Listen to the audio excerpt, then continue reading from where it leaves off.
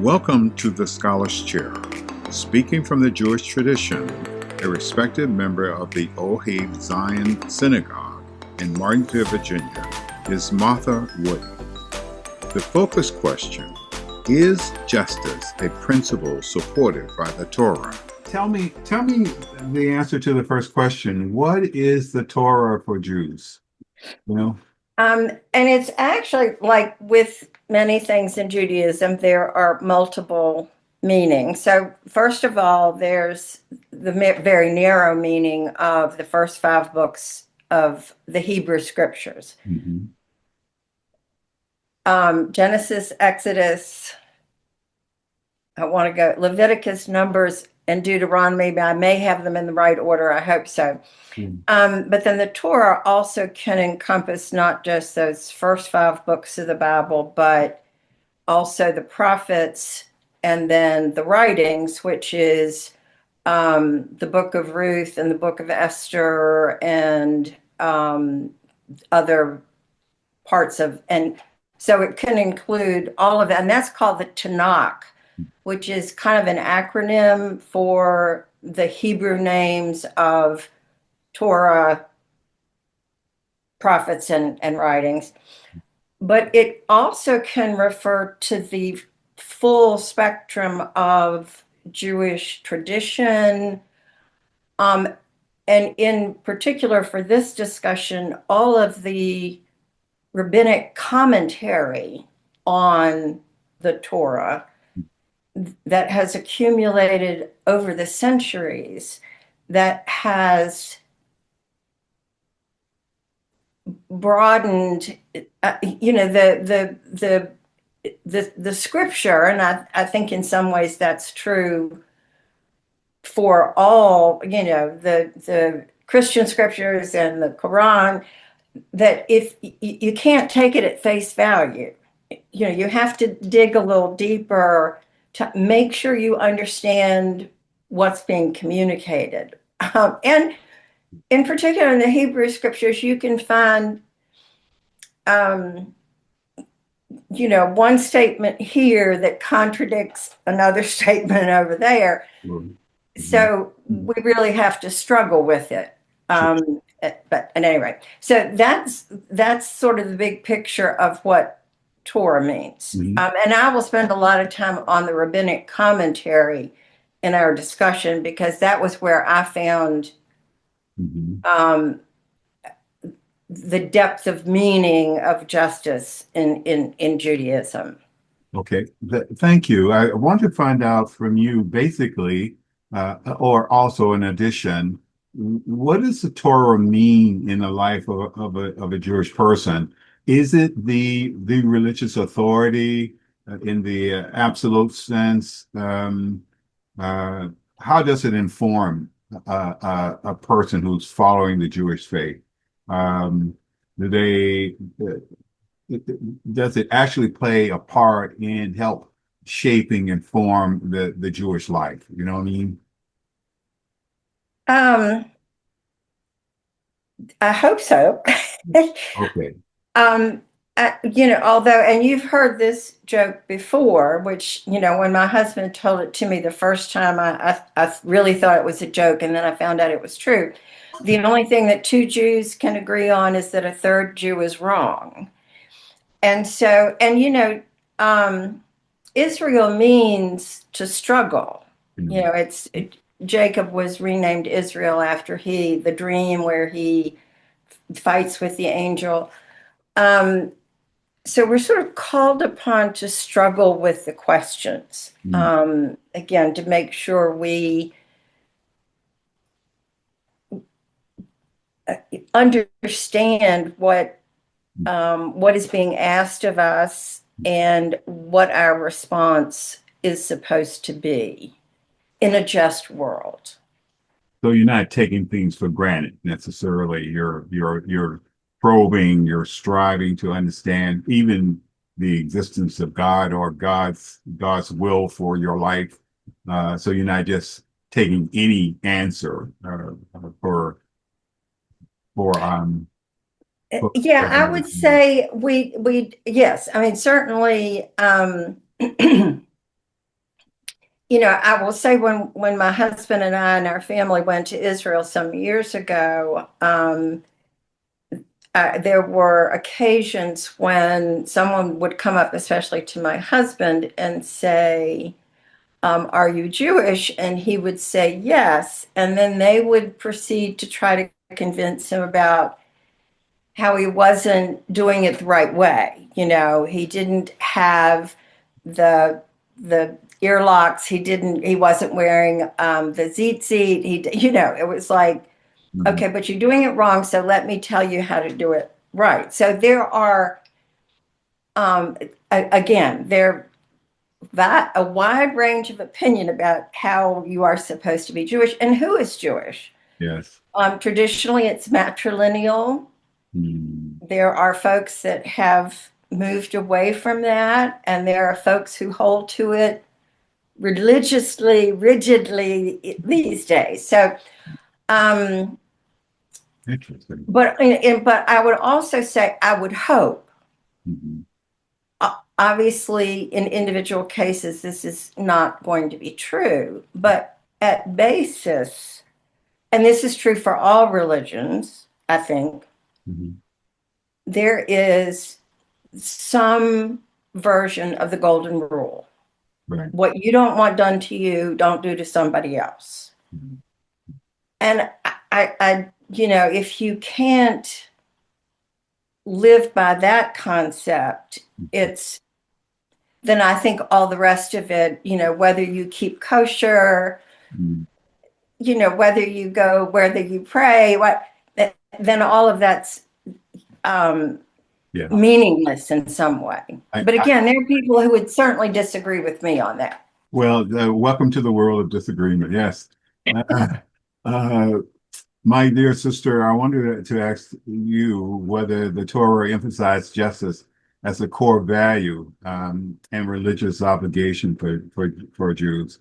Are we who follow the Torah, or people who follow the Torah, uh, are they essentially commanded to be a just person?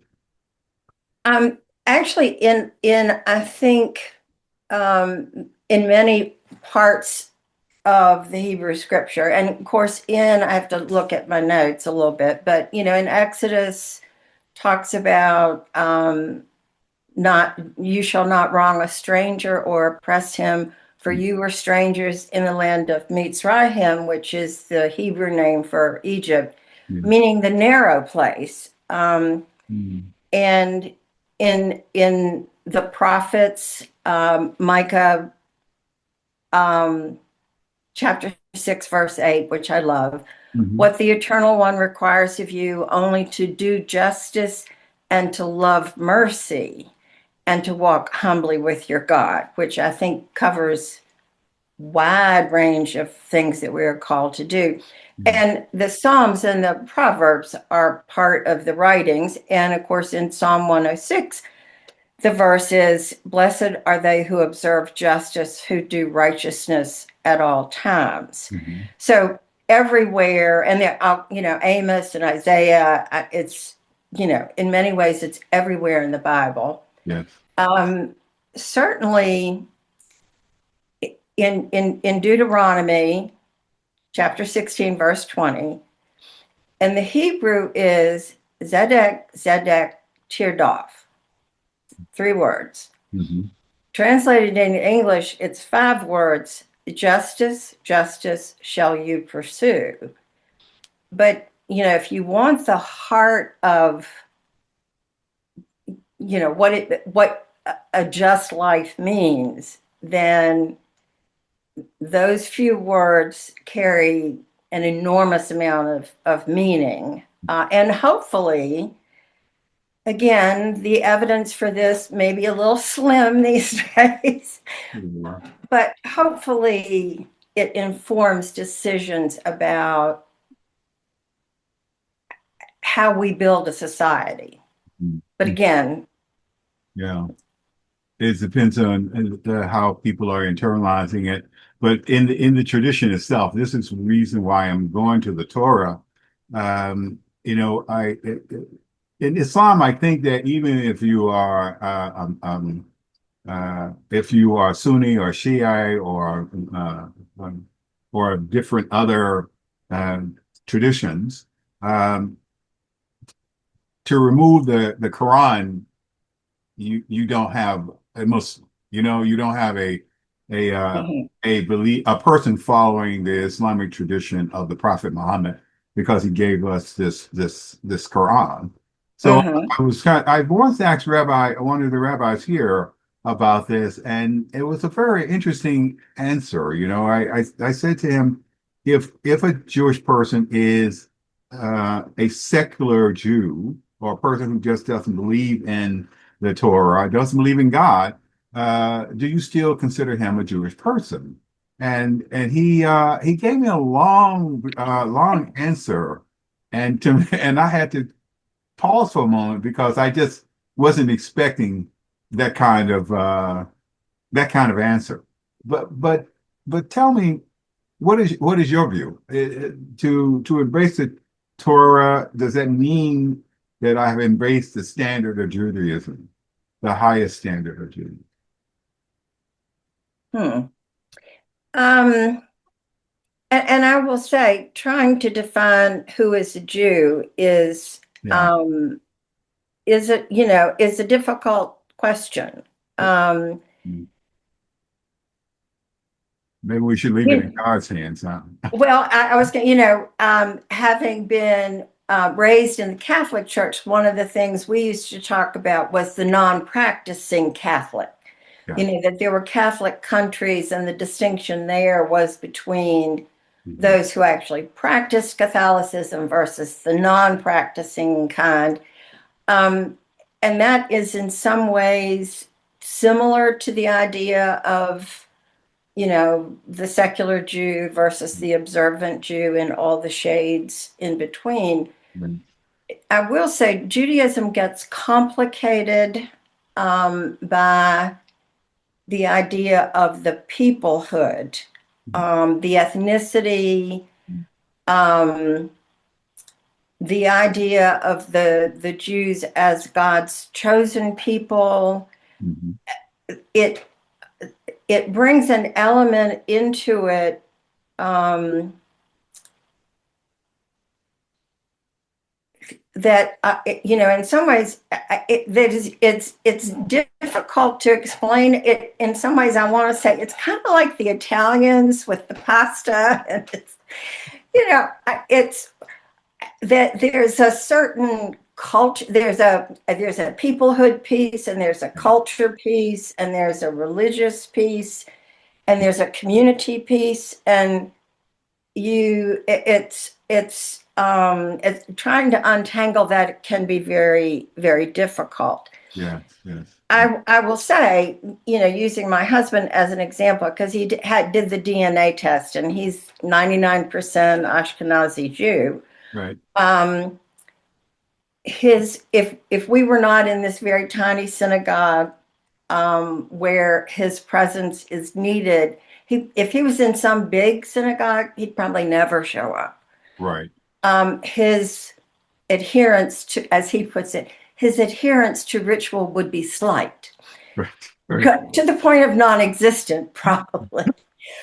But he self-identifies as a Jew. It would never occur to him to be other than that. Gotcha. And he is deeply rooted in his own integrity. I mean, he does what is right because it's the right thing to do, and sort of feels like it's cheating if you do what's right because that's going to get you into heaven. Yeah. It's like, no, Yeah. you do what's right. Martha, you said at the end that we were getting cut off, that he did what's right because it was right. Is that what you said? Yes, yes. Okay. Right. Familiarity with the tradition is admirable because it is one of those things that a lot of people do not do, even those who are born into a religion do not take the time to just go through the nuances of a way of life. I can tell you that it was really refreshing to me to see, as we're doing interfaith dialogue together, just how much diversity of thought and that's found in a single tradition. I was very pleased to know that I didn't have to say, I could not say with any correctness or accuracy, the Jews are. It just simply Right. didn't make any sense after a while. Uh, tell, Right. Well, and yeah, go ahead. the same as you can say, well, Christians are, but that really is meaningless Yeah. because there's such a wide variety of beliefs and practices in Christianity. Again, And theological understanding as well. No, right, exactly. I quite agree with that. Tell us about Deuteronomy here. I found this very not challenging but interesting. It says there in 16, um, there seemed to be a connection between just governance and the belief in God. It seems to me that was maybe that's pretty obvious, but in this particular verse, it acknowledges justice, but you have to actually do it in terms of governing Yeah. people. Yes. And in the sense that, according to tradition, let me put it that way, Deuteronomy was written by Moses. Now, Yeah. take that. Somebody who knows more about the Bible could tell you more about how that tradition came about. But and then Moses, of course, again, according to tradition, was the one who went up to Mount Sinai and God spoke to Moses, and then Moses brings it back down to the Israelites. Mm-hmm. And so the thing about justice shall you pursue, that there's a pointedness to that, to justice being repeated, for one. Mm-hmm. And then the command that we pursue that. And again, the rabbinic commentary over the years has pointed out that what we're commanded to do is to establish a just society. And you can say, and it is what God commanded us to do, to establish a just society. Mm-hmm. And that's an ongoing, active endeavor. It's everyone's responsibility, and that we're never going to achieve it perfectly. Mm-hmm. If we think we have set the bar too low. Yeah. We've missed the point if we think we've got it done. And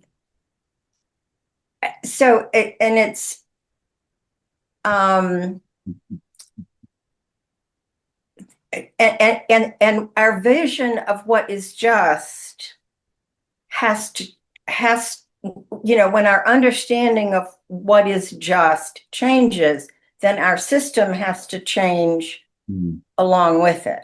Yes. And I'll take a little side trip, but it was one of the questions that you asked about stoning the idolater, which is also in Deuteronomy. Yeah. And at that time, and I guess as the Jews were introducing the idea of one God who was everywhere, the idea that somebody in their midst would take a left turn was so dramatic and threatening that the punishment for that was stoning. Mm-hmm. Now, Sure.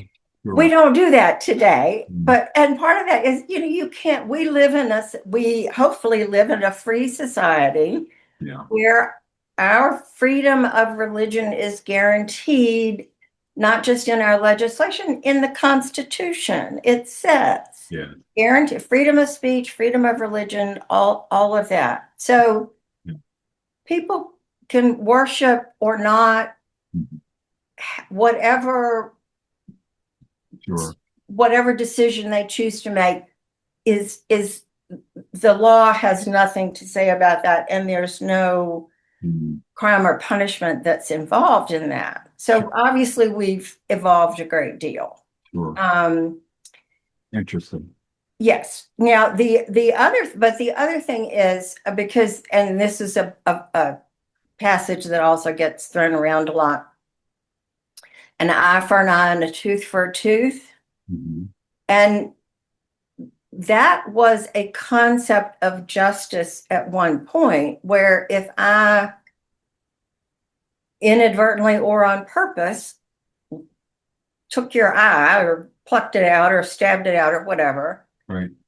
you could do the same to me. You couldn't kill me. Right.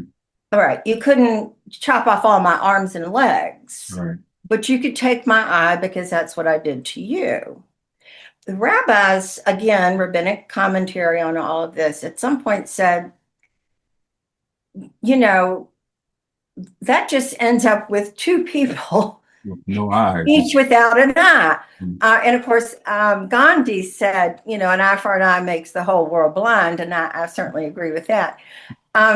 So they came up with the idea of monetary recompense that, and, you know, we see that today in, of course, we're unfortunately a little too litigious a society, but, you know, if I am at fault in a car accident and cause an injury, I'm responsible for making you whole as best I can and as best as can be done for you.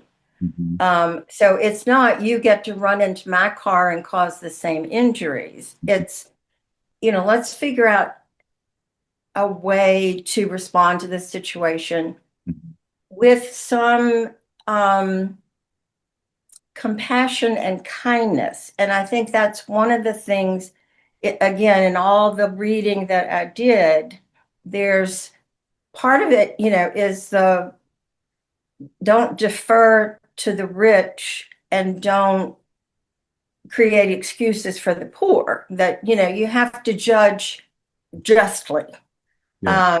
fairly, correctly, Mhm. but at the same time with some understanding of a person's situation, you know, what their advantages or disadvantages are, what their needs are, what resources they have or don't have. Mhm.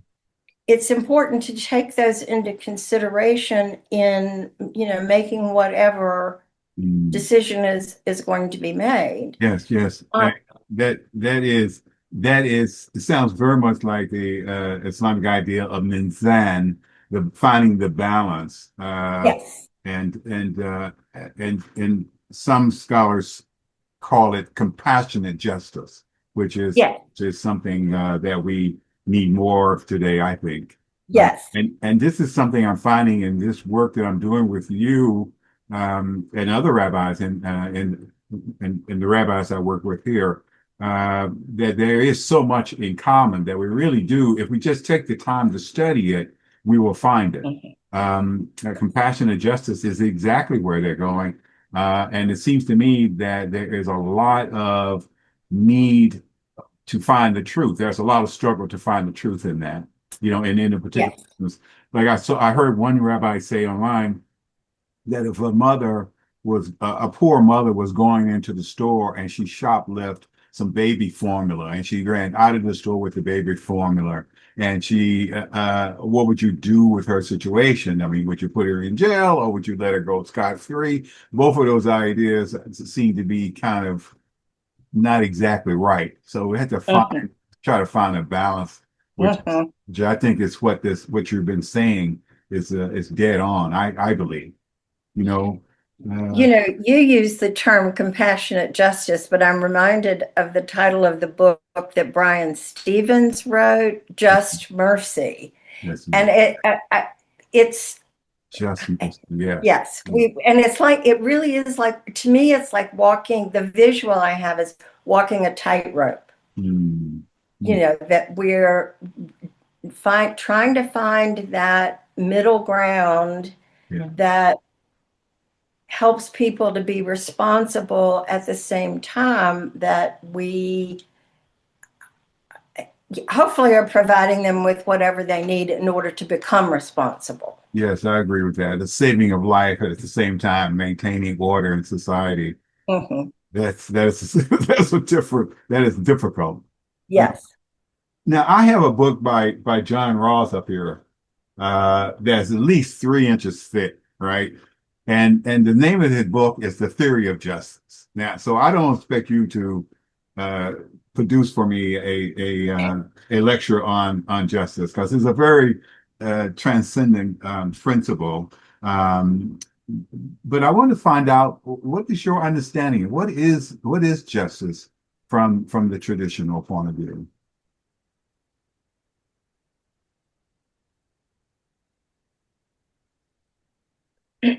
Huh. What is justice? Um, You wrote it quite in-depthly on your notes, it seems. it's I think that I th I think that our understanding of what justice is and what justice means and how justice operates in our world is something that changes over time. But at basis, there is a basic human value Mm. that that everybody's created by God, if you want to, Yeah. created by God, made in God's image, um, and because of that, deserves dignity and respect. I'm reminded of our dear late friend David Adkins, who said, "You can't go too far wrong treating everyone with dignity and respect." Mm. And I would say, and with kindness. That at the same time, I'm also understanding that we have to be just as far as ourselves are concerned. Um,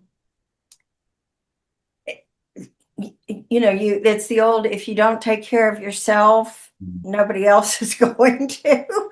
Mm. Um, that again, it's that balance, that tightrope of